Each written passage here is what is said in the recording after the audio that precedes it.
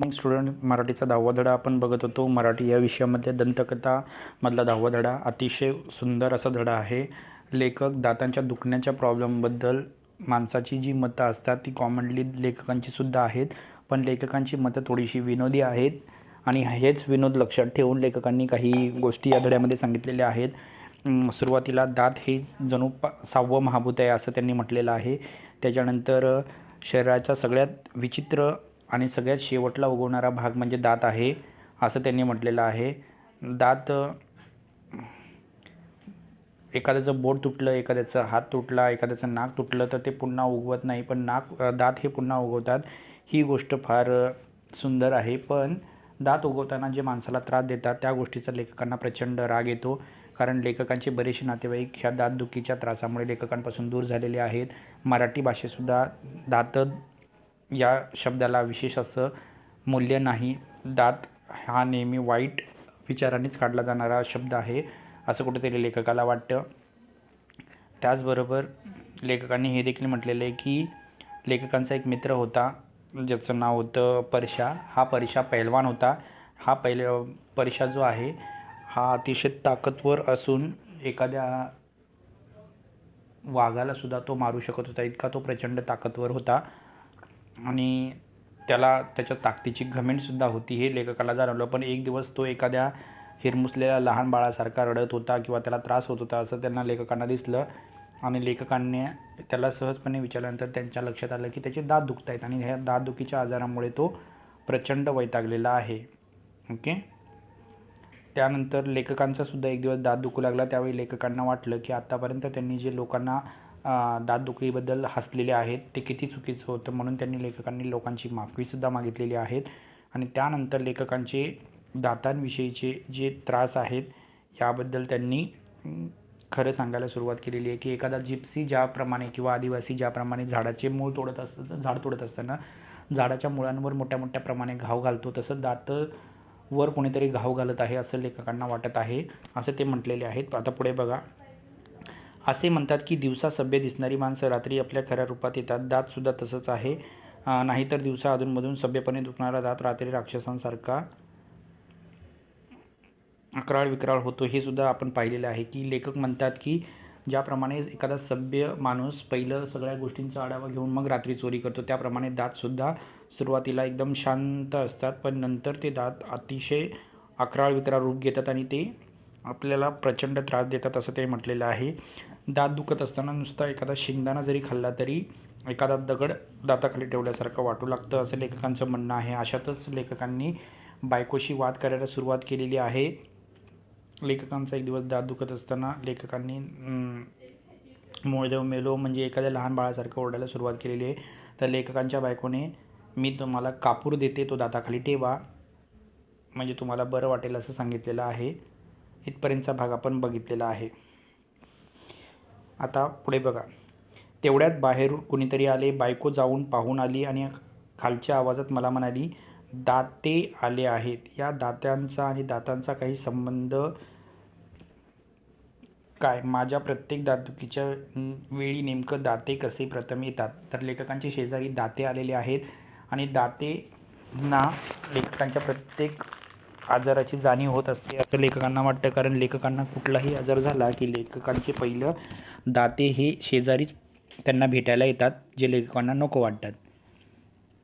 दातदुखीच्या काळात माझी सहनशक्ती फार खल्लास झालेली असते. दाते किंवा दातार या दातांशी जवळीक दाखवणाऱ्या माणसांनाही भेटू नये असे वाटते.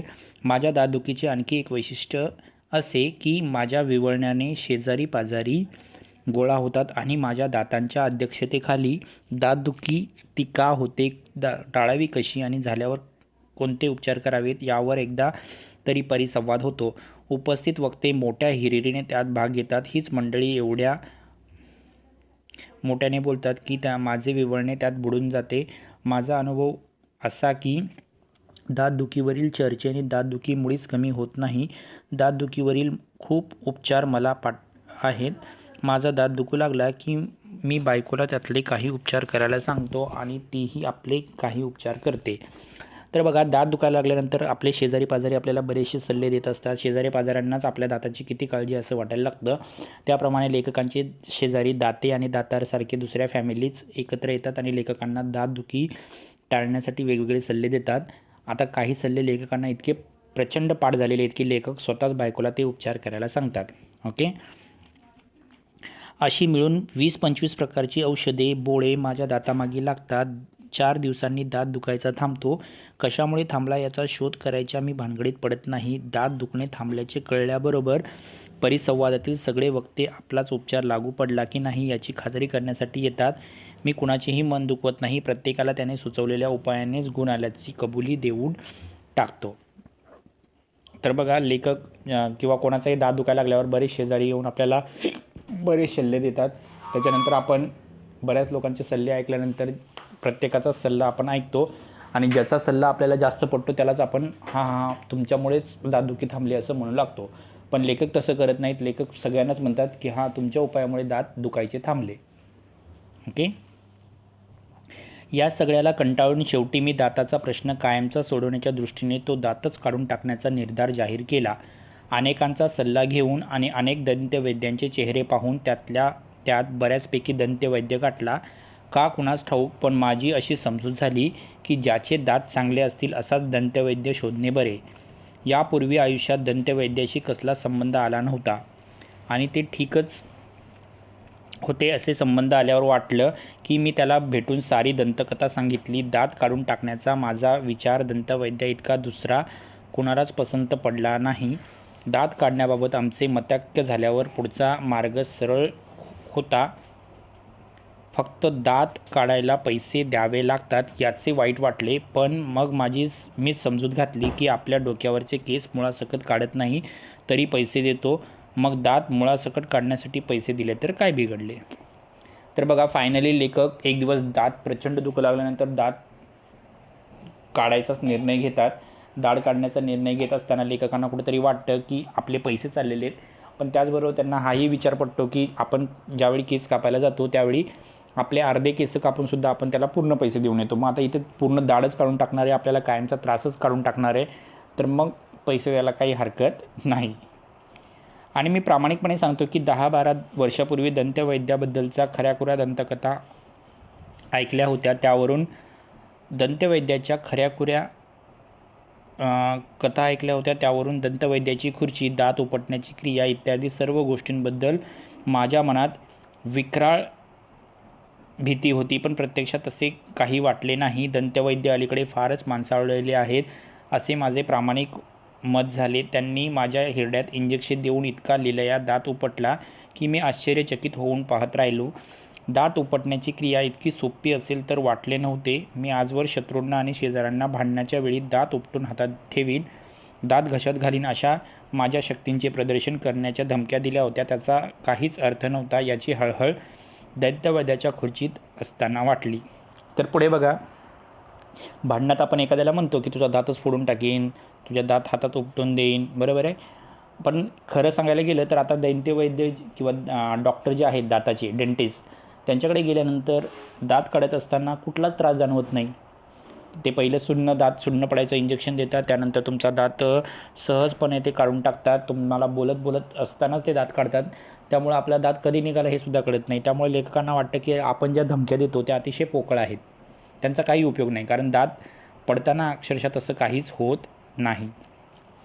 दंतवैद्याने हात दाखवला.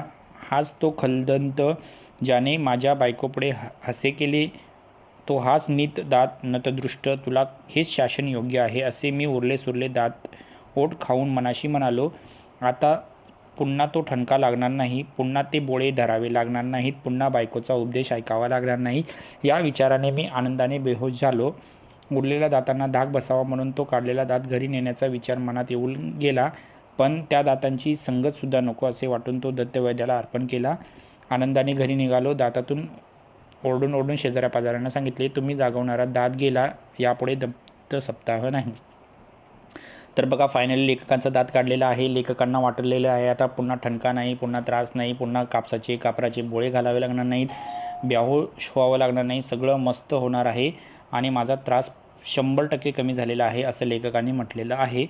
या ठिकाणी एक गोष्ट तरी जाणवते की माणसाला दात असणंही तेवढंच महत्त्वाचं आहे आणि दात नसणंसुद्धा फार काही वेळा महत्त्वाचं आहे असं प्रत्येकाला वाटू लागतं. कारण ज्याला दाढ दुखू लागते, ज्याला दातांचा त्रास होतो त्याला दात नकोसे वाटतात, ज्याला दात नाही त्याला देखील त्याचा त्रास होऊ लागतो असं देखील लेखकांनी म्हटलेलं आहे.